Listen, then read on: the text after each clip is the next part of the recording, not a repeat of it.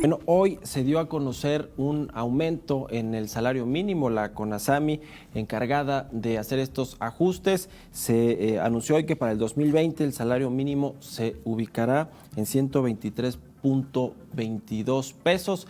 La política salarial del nuevo gobierno pues es impulsar hacia arriba los salarios mínimos, y tiene esta política no solo diferenciada en la frontera norte con los Estados Unidos. De un plumazo se duplicó el salario mínimo y se propuso una política de aumentar gradualmente también el salario mínimo en el resto de la República Mexicana. Y para esto vamos a platicar, e invitamos, me da mucho gusto que esté aquí en el estudio el doctor Marcelo de la Jara, especialista en el mercado laboral y crecimiento económico del Centro de Estudios Espinosa Iglesias. Los saludo primero con mucho gusto, doctor, muchas gracias por venir. Vamos a ver esta nota que nos preparó nuestra compañera Erika Flores y entramos en materia sobre este anuncio y otros más que tienen que ver con la reforma laboral.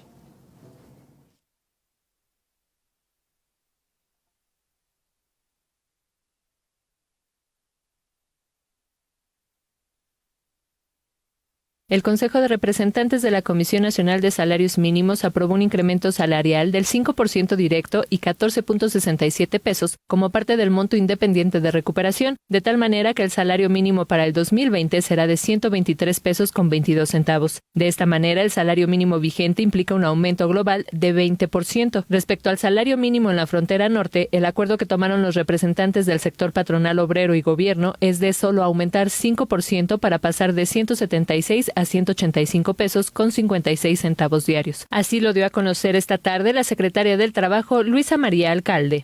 En la reunión del Consejo se decidió no revisar por ahora el salario mínimo para trabajadoras del hogar, ni tampoco se incluyó a los jornaleros agrícolas. Para Historias de Negocios, Erika Flores.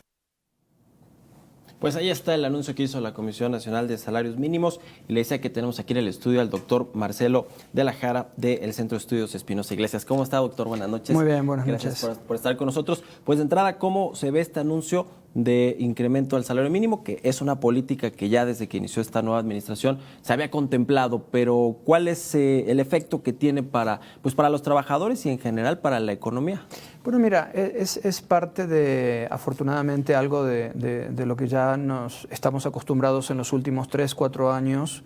Hubo aumentos digamos, utilizando el mismo mecanismo, que creo que eso es lo que hay que destacar, un mecanismo que implica incrementos, un incremento porcentual cercano a la inflación, o que quiere compensar por la inflación, y para el caso de los que reciben salarios mínimos, un salario mínimo, un monto en pesos absoluto, ¿no? Eso permite que estos incrementos en el salario mínimo no se contagien fácilmente a otros niveles salariales, ¿no? Y eso es lo que ha permitido efectivamente que en los últimos años se pueda recuperar un poco el salario mínimo sin que haya efectos graves en empleo o en la inflación. Hoy la secretaria del Trabajo, Luisa María Alcalde, mencionaba que alrededor de 3 o 3.5 millones de mexicanos se iban a ver beneficiados con este aumento, que son, digamos, quienes sí están ganando un salario mínimo, 2 salarios mínimos, que son a quienes, bueno, sí les beneficia realmente, digamos, de manera directa, ¿no?, estos ajustes. Sin embargo, por otro lado, y este ha sido un tema que ha causado polémica en los años anteriores también, el Banco de México ha hecho también hay algunas advertencias con respecto al contagio que podría tener a la inflación, y que, bueno, pues ahora está en el rango objetivo justamente de Banco de México de 3%. ¿Qué efectos tendría, por ejemplo, el tema de la inflación, y a qué porcentaje de la población realmente beneficia un aumento como el que estamos teniendo en el salario mínimo? Bueno, para empezar, yo diría que empecemos por lo de la población. Aproximadamente 9 millones de trabajadores ganan el salario mínimo en México, o una cantidad equivalente al salario mínimo. La mayoría de ellos están en el sector informal. Sí. Entonces, no necesariamente estas mejorías estas mejoras en el salario les llega, ¿verdad? O sea, esto es básicamente los que están en el sector formal. Es un grupo pequeño, sí, relativamente, y por la manera en que se lo instrumenta, como mencionaba recién, la posibilidad de que haya un efecto faro, es decir, que se contagie a niveles salariales más altos el aumento por encima del 5%, pues es pequeña. Y de hecho, este año que tuvimos al inicio del año 2019, que hubo un aumento importante, pues no tenemos evidencia, la verdad, en los ámbitos académicos o de investigación de que haya habido un aumento, ¿no? A pesar de que un impacto, ¿no?, sobre la inflación, sí, por ejemplo, ni sobre el empleo. A pesar de ello, el Banco de México en sus comunicados, especialmente al inicio del año, atribuía pues cierto impacto de esto sobre la inflación. Es difícil de determinar, pero los estudios que se han hecho, las evaluaciones que se han hecho parecieran indicar de que hasta el momento no ha habido ningún tipo de traspaso, digamos, a precios o a niveles salariales más altos. Ahora, el salario real en México sí ha crecido y creo que como no lo había hecho en los últimos años, me imagino que por una parte impulsado también por esta política de aumento salarial, ¿no? Y eso, pues de alguna forma beneficia y creo que va en línea incluso con lo que hemos acordado con Estados Unidos en materia laboral de esta reforma, que es aumentar y mejorar los salarios. Sí, se están corrigiendo rezagos de muchos años, ¿no? Y creo que para poder satisfacer los lineamientos del tratado, ha sido muy bueno que México ya de ese tratado nos agarre, digamos, con este proceso de normalización del salario mínimo que lleva un rezago histórico, ¿no? Entonces, sí digamos, México está preparado o está haciendo en parte los cambios que se le están requiriendo. Hay otras cosas más profundas, ¿no?, que tienen que ver con, por ejemplo, no tanto con el salario mínimo, sino con la reforma laboral que se aprobó este año. Entrando a ese tema, la reforma laboral, que bueno, en estos últimos días hemos visto todo un tema ahí con respecto a lo que Estados Unidos supuestamente ha pedido y ha acordado con los representantes mexicanos, particularmente con Jesús Seade, el subsecretario para América del Norte. Este tema que ha causado polémica, quiero preguntarle esto, doctor, sobre enviar inspectores a las fábricas mexicanas para revisar el cumplimiento de la reforma laboral, que ya de entrada dijo México que es inaceptable, que incluso transgrede o viola las leyes mexicanas. Este tema ya pasó de ser un tema de verificadores a agregados en materia laboral, quienes estén inspeccionando, sí, de alguna manera, pero ya a través de paneles tripartitas y de soluciones de controversias que ya tienen otras reglas y otros mecanismos.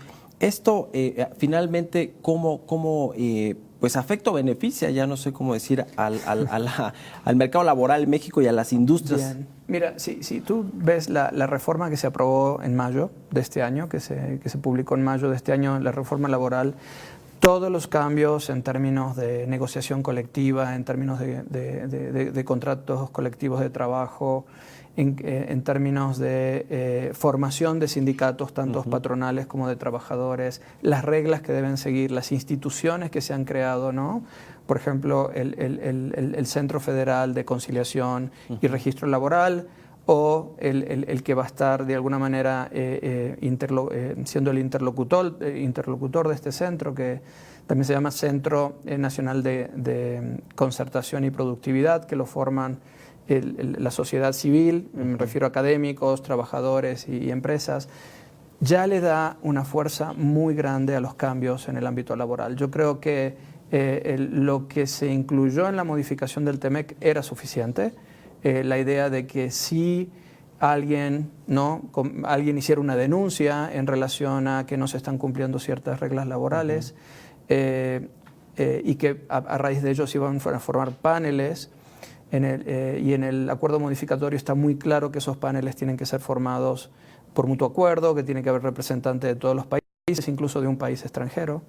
Yo creo que todo ese andamiaje ya era suficiente para darle seguridad a los legisladores de Estados Unidos para que aprueben el tratado o la modificación del tratado. Entonces, creo que sí es verdad, yo sí le creo a Jesús Seade cuando él en estos días decía, me sorprende que cuando envían a su Congreso el proyecto de ley viene un poco más duro y con una terminología que no hemos acordado. Porque en realidad lo que ya México viene haciendo en términos de leyes laborales ya es un cambio radical de lo que había antes, y lo que está en el tratado es suficientemente claro respecto de cómo se conformarían estos paneles, ¿no? Sí. Y entonces, de la manera en que está hecho, pareciera que no habría nada que temer. Pero sin duda estas noticias de que cuando la Casa Blanca envía este proyecto de ley para su aprobación con los legisladores de Estados Unidos, se pone un poco más duro en términos de la terminología, ¿no? Entonces eso ha sido un poco raro y totalmente innecesario. Sí, lo que les preocupa yo creo que a los estadounidenses es el cumplimiento de esta reforma y la implementación, que es lo que han dicho, y hay todavía unos temas que me gustaría, si me permite, doctor, abordar ahora que regresemos del corte. Vamos a hacer una pausa y regresamos.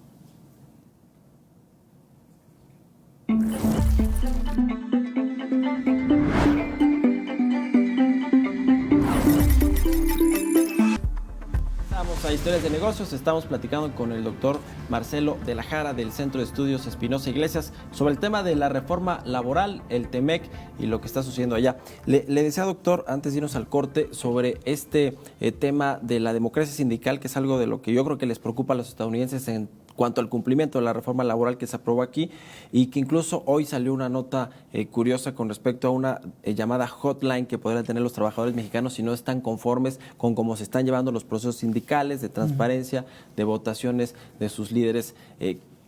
¿Ante qué estamos con esto? Suena como a leyenda urbana, ¿no? Sí, o sea, sí. que algo realmente exagerado, dado que la reforma laboral aprobada en México este año contempla la creación de esta nueva institución que se llama Centro Federal de Conciliación y Registro Laboral, que va a ser la institución encargada de precisamente resolver ese tipo de cuestiones, ¿no? Por ejemplo, este centro lo que va a hacer es registrar los sindicatos patronales y de trabajadores. Allí se van a registrar también los contratos colectivos de trabajo. Allí también se va a verificar que los procesos de elección de los líderes sindicales sean con estas garantías de democracia sindical. También que la duración de los líderes sindicales no sea indefinida, que haya rendición de cuenta por parte de los sindicatos. Y allí pueden llevar los sindicatos sus quejas respecto a cualquiera de estos procesos. Entonces, no es que México esté firmando este acuerdo modificatorio sin contar con las instituciones correspondientes. Todavía no están en funciones, eso está claro, todavía no están en funciones. Pero para los próximos meses debería quedar conformado la cúpula directiva de ese centro. Y sin duda la ley contempla que las funciones de este centro ya van a ser del todo normales, ¿no? Ya va a estar funcionando normalmente en un plazo de 3 años. Es decir, sí hay un plazo, porque es una institución nueva que va a generar una relación completamente distinta entre trabajadores y empresarios. Va a tomar tiempo, pero está contemplada, y lo importante es ir siguiendo los pasos, ¿no? Ahora, por ejemplo, falta nombrar, acaba de salir hace un par de días la ley orgánica de este centro, entonces apenas se está formando, pero es un centro que si está bien conformado, bien dotado de recursos y de humanos y materiales, puede funcionar muy bien para este tipo de cosas. Nadie necesita levantar el teléfono y hacer una denuncia digamos, ante alguna autoridad extranjera ni nada por el estilo. Entonces, quizás inicialmente, como todo, haya una curva de aprendizaje sobre cómo funciona este centro, pero al menos la ley es muy clara, muy precisa sobre qué es lo que se espera de él, ¿no? Y entre eso está atender las quejas de los trabajadores. Ahora, muchas cosas de estas realmente suenan positivas para los trabajadores, para la productividad, para las empresas, las industrias, un mayor orden, ¿no?, en materia laboral, que la verdad es que no lo teníamos o no lo tenemos todavía. Si el gobierno, empresa, trabajadores se ciñen a lo que dice esta reforma laboral, a la correcta implementación, ¿qué beneficios puede traer para México? Es decir, ¿qué efectos estaremos viendo en un mediano plazo, quizá en términos de productividad, de mayor competitividad, de mejores salarios, etcétera? Mira, hay muchas cosas, pero yo te doy un ejemplo. Hay un artículo en la Ley Federal de Trabajo que dice cuál es el procedimiento que hay que seguir si una empresa adopta nueva tecnología y eso genera un desplazamiento de los trabajadores o un reemplazo de algunos trabajadores. Bueno, hay que establecer normas de compensación para aquellos que pierdan su trabajo. Pero ese es el caso más extremo, ¿no? O sea, cuando en una ley ya está contemplado este tipo de cosas, tanto empresas como trabajadores toman sus medidas para que el resultado no sea digamos, un resultado negativo, sino que sea un resultado positivo. Entonces, uno lo que esperaría es que esto dé incentivos a que las empresas capaciten a sus trabajadores, que los trabajadores quieran capacitarse, sí.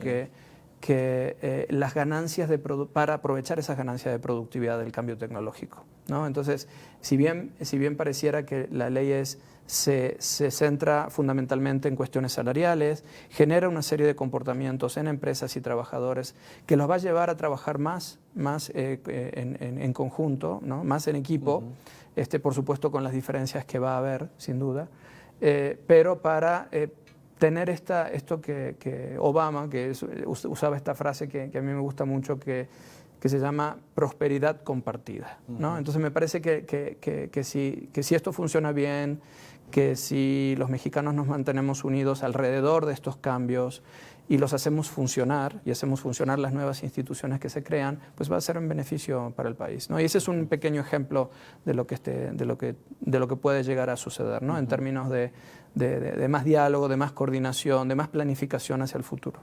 Por último, doctor, quiero preguntarle sobre este concepto que utiliza el presidente López Obrador de economía moral, que entre uno de sus aspectos habla de las ganancias justas, y yo creo que tiene que ver un poco, pues obviamente de las utilidades que obtienen por la remuneración que obtienen por dar algún servicio o producir algún bien, cualquier empresa, pero también tiene que ver con los trabajadores, ¿no? Con las prestaciones, con estar dentro de la ley, con los temas de cumplimiento, ¿no? Con el trabajador.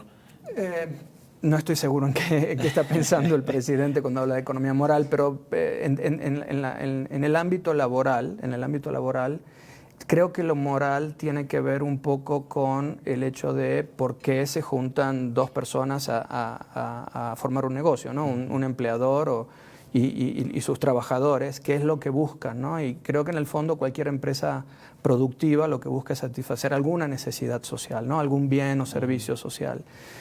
Para mí, desde el momento en que una empresa está constituida con ese objetivo y no para explotar a alguien o para aprovecharse de una prebenda del gobierno, etcétera, ya estamos en la economía moral, ¿no? Una empresa que funcione con el objetivo de satisfacer alguna necesidad social ya estamos en la economía moral, ¿no? Versus una ganancia indebida o una prebenda gubernamental o la explotación de los trabajadores. Creo que en ese sentido es que puede estar pensando el presidente López Obrador en términos de algo moral en el ámbito económico, ¿no? No, y tiene que ver, porque él ha hablado mucho de esta economía social como quizá el nuevo paradigma económico, el nuevo modelo económico al que quisiera transitar su gobierno, que bueno, todavía está un tanto difuso de a qué se refiere también con el término de economía moral y de economía social, pero ojalá que podamos platicar este tema que creo que es bastante interesante, doctor. Le agradezco mucho que haya venido al estudio, doctor Marcelo de la Jara, director especialista en mercado laboral y crecimiento económico del Centro de Estudios Espinosa Iglesias.